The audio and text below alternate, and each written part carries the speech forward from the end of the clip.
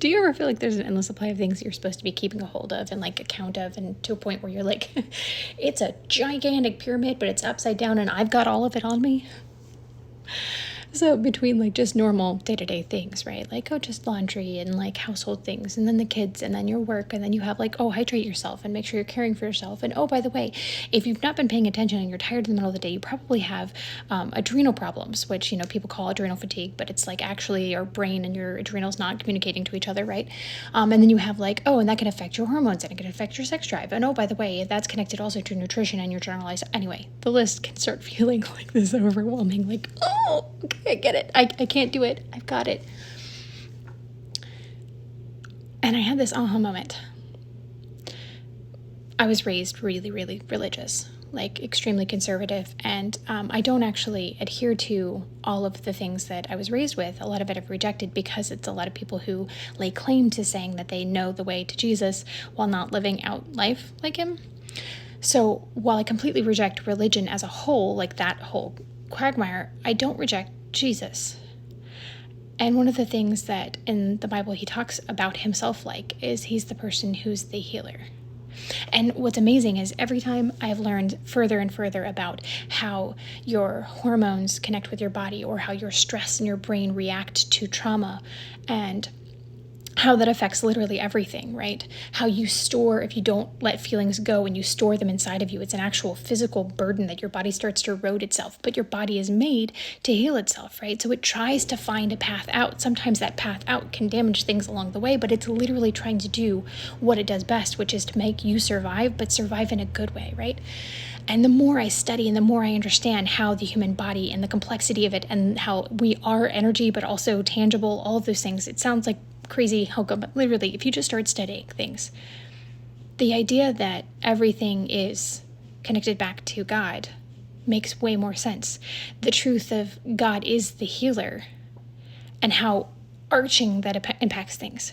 So I'm sitting here and I'm feeling the weight of having lived in fight or flight for forever. I'm sitting here and feeling the weight of humans having told me what is shameful or what is good, and the weight and the trauma of that. I have all of these things that I'm trying to fight past on my own, right? I'm trying to do all of the things. But every time I come to a new corner, I have new things added to the things that I have to continuously understand and continuously try to adjust. But when I just stop and I listen to even people who don't believe in religion, like if you're not a person who believes in religion, over and over and over again, I come across meditation is literally a form of healing for yourself. It's causing yourself to get out of fight or flight. It's causing yourself to sit and stay and be. It's causing yourself to surrender. Even if you don't believe in God, you believe in cosmos, you believe in science, you believe in whatever, there's always something you're believing in.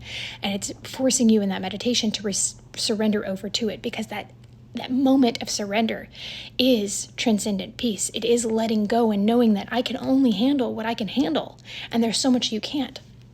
And so it's been this amazing journey of listening to so many different things, and all of it coming back to the reality that God really is the healer. If I want to have my hormones even out, if I want to have less stress, if I want to be less tired, if I want to, there's tangible things I can do, but ultimately the biggest, most important thing I can do is lean into God, which sometimes for me is really difficult, because my experience with people on the earth has over and over and over taught me that people are not to be trusted, and that love is always with strings, and that there's always going to be a shoe coming down, and I am the only person that can look out for me. But that narrative, that truth that I have lived and known and all, it doesn't serve me. So I get to choose what I believe. I get to choose how I live my life, and even if it's delusional, you can look up things that people talking about being delulu. I'm being delulu here. I choose it. I choose to believe that God loves me. I choose to believe that he has the best out for me. Side note, even if he is a manipulative whatever, it's better for me to be on his side than otherwise. But I'm going to choose to believe that he's a loving God who's there for me. And me choosing to believe that means that it's easier for me to surrender into him and say, all right, you've got this. And I talk to him like he is that. And when I take those actions, all of the process of communicating with him and trying to actually believe it, it allows that to be easier. And the more I do it, the more I get peace from it. The more I get chill from it. I get benefit from it. So I'm getting on here to challenge you to say that if you're sitting there feeling completely overwhelmed by the stacking things that are on you, try practicing surrender. And if you can't believe in Jesus, try practicing surrender to the universe. Try practicing meditation, just the idea, guided or on your own. The active practice of letting go of control that we so desperately want to have is part of the process of actually gaining the control in your life. It's letting go of so many things you can't have and you can't control, and just taking on the next right thing. So for me, the next right thing is realizing if I just take my time and my energy and I let go of the stress and let go of the control and I let go of all those things and I lean into a God that I'm choosing to believe loves me, choosing to believe he did all of this as a love letter to me.